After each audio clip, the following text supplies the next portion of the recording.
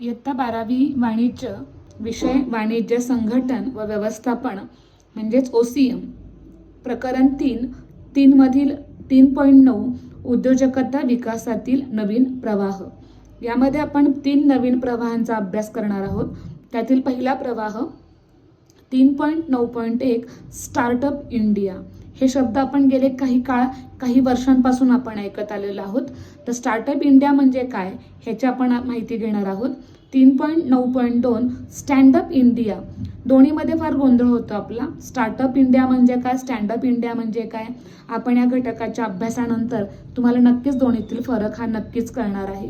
3.9.3 कृषी पर्यटन म्हणजे ग्रामीण पर्यटन, याचाही आपण अभ्यास करणार आहोत. आपण सगळे शब्द ऐकलेले आहेत, परंतु त्याचा नेमका अर्थ काय होतो, त्याचा आपल्याला काय फायदा होणार आहे, त्याचा आपल्या अर्थव्यवस्थेला काय फायदा होणार आहे, देशाला काय फायदा होणार आहे, हे सगळे आपण याच्यामध्ये अभ्यास करणार आहोत.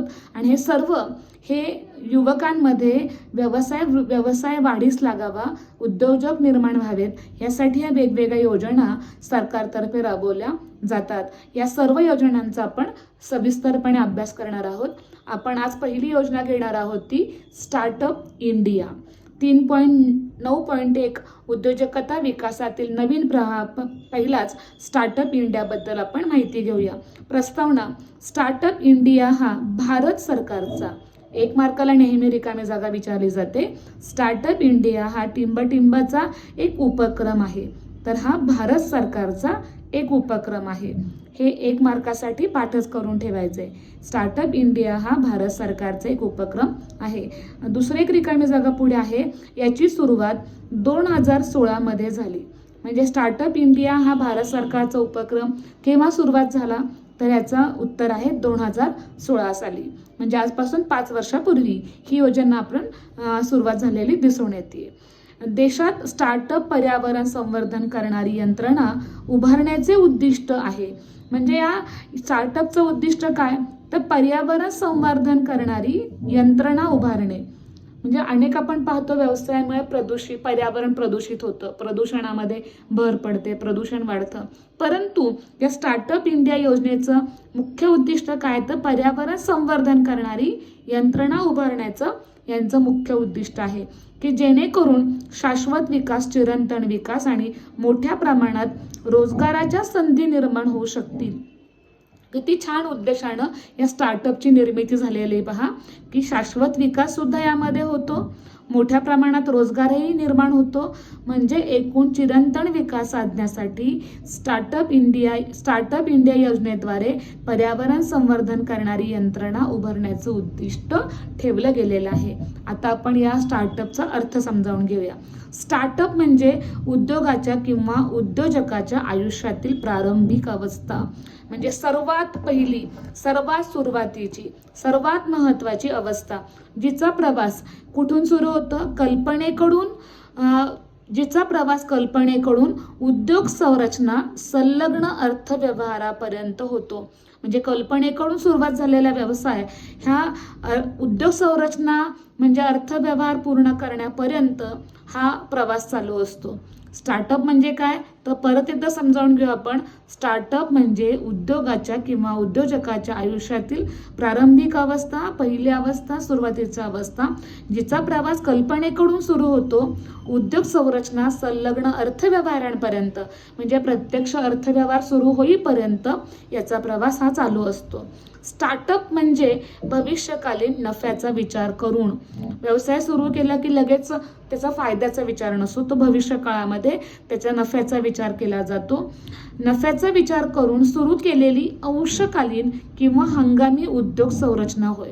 म्हणजे ह्या स्टार्टअपमध्ये जी उद्योग संरचना सुरू होते ती कशी असते, काही कालावधीसाठी म्हणजे अंशकालीन, किंवा हंगामी म्हणजे काही काळासाठी 3 ते 4 महिन्यांसाठी हंगामी उद्योग संरचना होय, ज्याचा उद्देश देशात नवीन औद्योगिक विचारांना प्रोत्साहन देणे.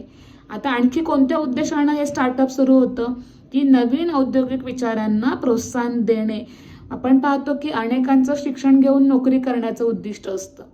आणि आता या स्टार्टअपमधनं काय उद्दिष्ट सांगितले, की तुम्ही मिळवलेल्या ज्ञानातून एक नवीन विचार करा, औद्योगिक ज्ञान मिळवा, औद्योगिक विचारांना प्रोत्साहन द्या आणि उद्योजक बना. हे त्यातनं एक महत्त्वाचं उद्दिष्ट आहे, ज्यामुळे देशाचा आर्थिक विकास होईल. यामुळे फायदा काय संपूर्ण देशाला होणार आहे. देशाचा आर्थिक विकास होईल आणि मोठ्या प्रमाणावर रोजगार निर्मिती होईल. म्हणजे आपण रोजगार निर्मितीवर भर का देतो की भारत देश आपण पाहतो मोठी समस्या लोकसंख्येच्या पाठोपाठ बेरोजगाराची, आणि ही बेरोजगाराची समस्या सोडविण्यासाठी हा भारत सरकारचा स्टार्टअप इंडिया, स्टँडअप इंडिया आणि कृषी पर्यटन हे नवीन उद्योजकता विकासातील प्रवाह मानले जातात. स्टार्टअपचे मुख्यालय भारतात आहे. तुम्हाला आणखी एक रिकामी जागा की स्टार्टअपचे मुख्यालय म्हणजे हेडक्वार्टर त्याचं कुठे आहे, तर ते भारतात आहे. आता आपण पुढे नवीन मुद्दा घेऊया. भारत सरकारची उद्दिष्टे म्हणजे स्टार्टअप इंडिया योजना सुरू करण्यामागे भारत सरकारची काय उद्दिष्ट होती, तर पहिलं उद्दिष्ट भारत सरकारच्या उद्दिष्टापैकी एक उद्दिष्ट म्हणजे भारत नोकरी शोधणारा देश याऐवजी नोकरी निर्माण करणारे राष्ट्र. अतिशय माझं आवडतं हे उद्दिष्ट आहे की भारताने नोकरी शोधणारा देश का व्हावं, तर भारताने नोकरी निर्माण करणारे एक बलाढ्य राष्ट्र बनावं असं या योजनेमागील उद्दिष्ट आहे. अशा प्रकारे सरकारला उद्योजकतेला आणि नवकल्पनांना प्रोत्साहन द्यायचे आहे. किती छान भावनेनं या योजनेची स्थापना केली, निर्माण केलेली आहे की भारतानं नोकरी मागणारा देश नको, नोकरी शोधणाराही देश नको, तर नोकरी निर्माण करणारं राष्ट्र या नवीन प्रवाहातनं निर्माण व्हावं. म्हणून स्टार्टअप इंडिया, स्टँडअप इंडिया आणि कृषी पर्यटन यांचा अभ्यास करणं नितांत गरजेचं आहे. दुसरं याच्यामध्ये उद्दिष्ट काय आहे, तर याचा दुसरा उद्देश म्हणजे भारतातील स्टार्टअपच्या वाढीसाठी पोषक वातावरण तयार करणे. म्हणजे उद्योग व्यवसायांच्या वाढीसाठी जे पायाभूत सुविधा असणार आहेत, बँका, विमा, वाहतूक सुविधा असणार आहेत, या सर्व त्या व्यवसायाच्या वाढीसाठी आवश्यक असणारं पोषक वातावरण निर्माण केलं जावं, हे या योजनेचं या महत्त्वाचं उद्दिष्ट मानलं जातं. त्याचबरोबर आता व्यवसाय म्हटलं की भांडवल, कर्ज ह्या गोष्टी ओघाओघानच आल्या. 3. मुद्रा बँकेची योजना. मुद्रा बँक ही युवकांना व्यवसाय सुरू करण्यासाठी आवश्यक असणारं भांडवल उपलब्ध करून देणारी ही बँक आहे. मुद्रा बँकेची योजना म्हणजे प्रधानमंत्री मुद्रा योजना भारत सरकारचे एक उपक्रम आहे, जिचे उद्दिष्ट दुर्बल सामाजिक आर्थिक पार्श्वभूमीवरील उद्योजकांना कमी व्याजदराने कर्जे, सूक्ष्म वित्त पुरवठा करणे आहे. म्हणजे या योजनेचं उद्दिष्ट काय की ज्यांना व्यवसाय सुरू करायचा आहे असा दुर्बल सामाजिक आर्थिक पार्श्वभूमीवरील उद्योजकांना की जे प्रथमतः व्यवसाय करतात, त्यांच्याकडे कुठलं भांडवल नाही, कुठलं त्यांच्याकडे पार्श्वभूमी नाही, कुठली माहिती नाही, अशा उद्योजकांना अतिशय कमी व्याजदराने कर्ज किंवा अतिशय कमी सूक्ष्म वित्त पुरवठा करणे. व्यवसायाप्रमाणे भांडवलाच्या गरजा बदलत असतात. अशा प्रकारे मग काहींना जास्त भांडवल, काहींना कमी, व्यवसायाची माहिती, या सर्व प्रकारची माहिती आणि आर्थिक गरज, आर्थिक मदत या योजनेद्वारे दिली जाते. पुढे आपण बघूया माहिती. भारत सरकारने स्टार्टअप इंडिया जाहीर करून खालील बाबींवर लक्ष केंद्रित आहे. म्हणजे स्टार्टअप इंडिया योजना आपण पाहतो की या योजनेमध्ये कोणत्या गोष्टींवर लक्ष दिलं गेलेलं आहे, तर पहिलं आहे सुलभीकरण आणि आधार. आता सुलभीकरण आणि आधार म्हणजे काय, तर स्टार्टअपची मान्यता प्रक्रिया या ठिकाणी सुलभ केली जाते. त्याचप्रमाणे आवश्यक असल्यास उपक्रम बंद करण्यासाठी देखील जलद गतीने यंत्रणा कार्यान्वित केली जाते. म्हणजे भारत सरकारने स्टार्टअप इंडिया योजना जाहीर करून पुढील बाबींवर लक्ष केंद्रित केलं. सुलभीकरण म्हणजे काय आणि आधार म्हणजे काय, तर व्यवसायाची प्रक्रिया, नोंदणी प्रक्रिया सुलभ करणं, मान्यता प्रक्रिया सुलभ करणं आणि त्याचप्रमाणे आवश्यकता भासल्यास उपक्रम बंद करणं, जलद गतीनं कार्यान्वित करणं, या योजनेचा यामध्ये प्रामुख्याने विचार केला जातो. दुसरा मुद्दा आहे भांडवलाचा आधार आणि लाभ. आता भांडवलाचा आधार आणि लाभ मध्ये आपण पाहिले मुद्रा योजनेचा अभ्यास केलेला आहे की यामध्ये सगळ्यात महत्त्वाचा घटक म्हणजे सरकार अप्रत्यक्षपणे भांडवल देण्याच्या प्रक्रियेत भाग घेते. म्हणजे व्यवसायाला आवश्यक असणारं भांडवल पुरवण्यामध्ये इथे सरकारचा सक्रिय सहभाग दिसून येतो. यामध्ये भांडवली नफा, इन्कम टॅक्स म्हणजे आयकर इत्यादीमध्ये कपात आणि सूट दिली जाते. म्हणजे या आयकरामध्ये सुद्धा कपात केली जाते, सूट दिली जाते, जेणेकरून अनेक युवक या योजनेकडे आकर्षित व्हावे आणि रोजगाराकडे म्हणजे व्यवसायाकडे वळावेत.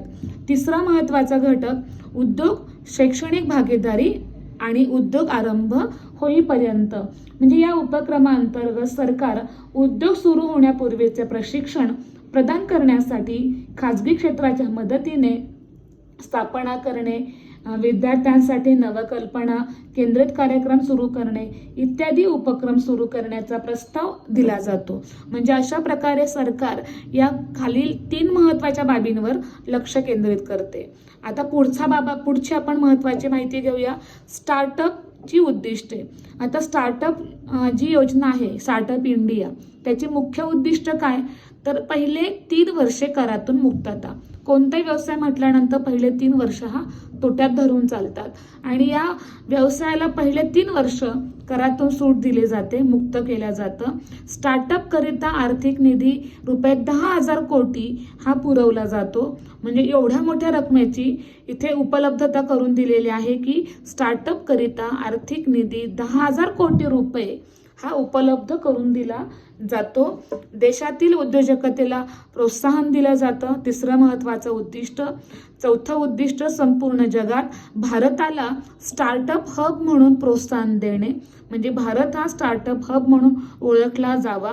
राजस्थान उष्मायन केंद्र म्हणून स्टार्टअप ओयासिस बांधणे हे सुद्धा महत्त्वाचं उद्दिष्ट मानलं जातं. 6वं उद्दिष्ट नाविन्यपूर्ण उपक्रमामध्ये सहभागी करून घेणे, वेगवेगळ्या नवनवीन उपक्रमामध्ये सहभागी करणे आणि शेवटी स्वप्रमाणीकरणाची मान्यता. म्हणजे अशा प्रकारे स्टार्टअपची उद्दिष्टे आपल्याला समजतील आणि अशा प्रकारे आपण आज स्टार्टअप इंडिया या नवीन योजनेची, उद्योजकता विकासातील नवीन प्रवाहाची आज आपण माहिती घेतलेली आहे. स्टार्टअप इंडिया हे उद्योजकता विकासातील सर्वात पहिले आणि महत्त्वाचे पाऊल म्हणून ओळखले जाते. धन्यवाद.